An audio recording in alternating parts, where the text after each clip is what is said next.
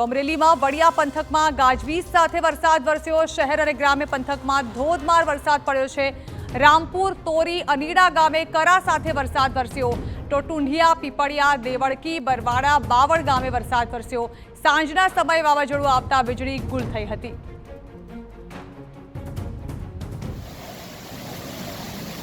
તો અમરેલીના વડિયામાં વાવાઝોડાને કારણે હાલાકીનો ભોગવવાનો વારો આવ્યો છે। મુખ્ય બજારમાં દુકાનોના બોર્ડ અને વૃક્ષો ધરાશાયી થઈ ગયા। 3 દરવાજા પાસે રાજાશાહી વખતનો મહાકાય લીમડો ધરાશાયી થઈ ગયો। જોકે સદનસીબે મોટી દુર્ઘટના ટળી હતી। અનરાધાર પવન સાથે વરસાદનું અહીં આગમન થયું।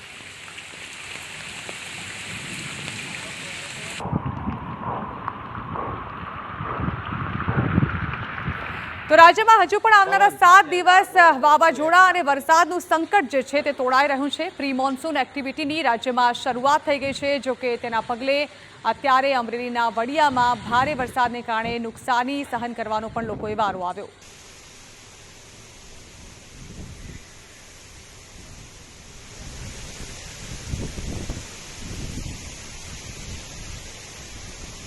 ઝાડવા